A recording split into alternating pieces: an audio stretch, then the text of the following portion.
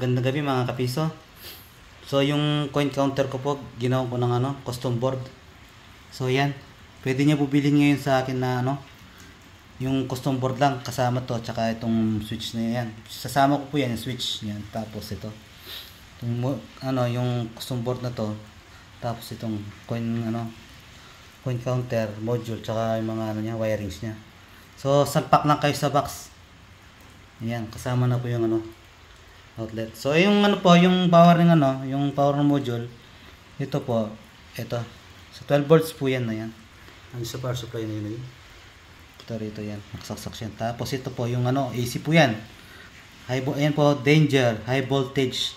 So wag niyo pong hawakan banda rito kasi kuryente po yan. Live po yan, ito po. Ayan, ito rin dito. So may sarili sa power supply yan. So yun. Tapos ito sama yan sa module. Yung coin, yung hopper lang po hindi. Ito. Yan po i-start natin So nakaset po siya sa 10 pesos o magte-test pesos po siya ng ganyan. 10 tig-piso. Yan po I-reset ko Yan, naka-reset na po yan. So naka-off. Ito, i-on ko yan para umandar yung hopper. Yan po. So yun.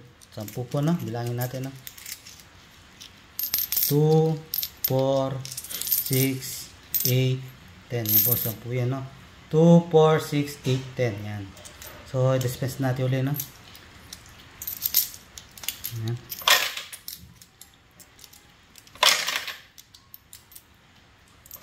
Pindutin lang ng reset. Ito po yung reset po Ayan, pindutin ko lang reset. Ayan, nahulog doon yung isa. Ayan. 2, 4, 6, 8, 10. Yan, 10. So, yan po. Ipopost ko na lang po kung magkano yung price niya. So, PPM nyo na lang po ako kung gusto nyo, kung interesado po kayo sa aking module. So, yung module ko po kasama po dito ito. Itong switch, tsaka yung 1 gang na outlet. Tapos yung wiring niya, yan. Pati itong saksakan na yan. So, gagawin nyo na lang yung, i-assemble na lang yung yung coin counter kit natin. Ito po high voltage po yan, banda rito Huwag nyong hawakan po yan So, i-secure na lang po natin yung L mounting natin sa PCB board. Para hindi na gumalaw. Tsaka ito, yan po. Kaya na po bahala kung anong design sa sa gusto niyo box. So, gusto niyo ganito na lang.